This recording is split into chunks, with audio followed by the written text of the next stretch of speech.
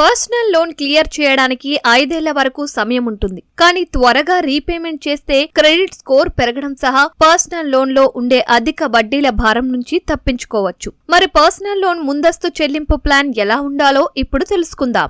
Personal loan clear చేసే ముందు మీ వ్యక్తిగత అవసరాలు, ఇతర లోన్లకు ఎంత చెల్లించాలో ముందే అంచనా వేసుకోవడం చాలా ముఖ్యం. ప్రతి నెలా మీరు చెల్లించాల్సిన ఈఎంఐలు, ఇన్సూరెన్స్ ప్రీమియంలు, ఇంటి బిల్లులు, క్రెడిట్ కార్డు బిల్లులు ఇలా అన్నీ ఇందులో ఉండాలి. వాటన్నింటికీ సరిపోయే ఆదాయం ఉందనుకుంటే లోన్ క్లియరెన్స్ కు వెళ్ళాలి.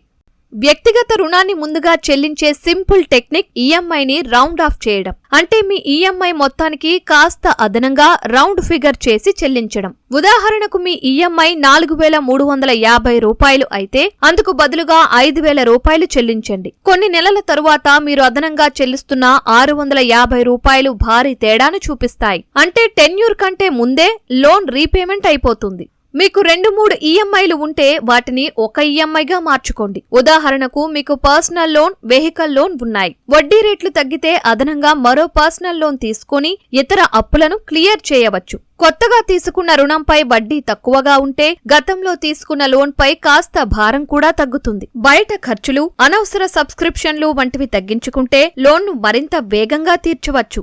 కొన్నిసార్లు పెద్ద మొత్తం డబ్బులు అవసరమై అధిక వడ్డీ రేటుతో పర్సనల్ లోన్ తీసుకుంటారు. అయితే మరో బ్యాంకు తక్కువ వడ్డీకి లోన్ ఇస్తే మీ రుణాన్ని ఆ బ్యాంకుకు ట్రాన్స్ఫర్ చేయొచ్చు. దీన్ని లోన్ బ్యాలెన్స్ ట్రాన్స్ఫర్ లేదా రీఫైనాన్స్ అంటారు. చాలా బ్యాంకులు ముందస్తు లోన్ క్లియరెన్స్ పై పెనాల్టీ విధిస్తుంటాయి. సాధారణంగా ఇవి మీ లోన్ మొత్తంలో 2% నుంచి 5% మధ్య ఉండొచ్చు. అందుకే లోన్ తీసుకునే ముందు ఇలాంటి ఛార్జీలు విధించని బ్యాంకు లేదా రుణ సంస్థలను ఎంచుకోవాలి.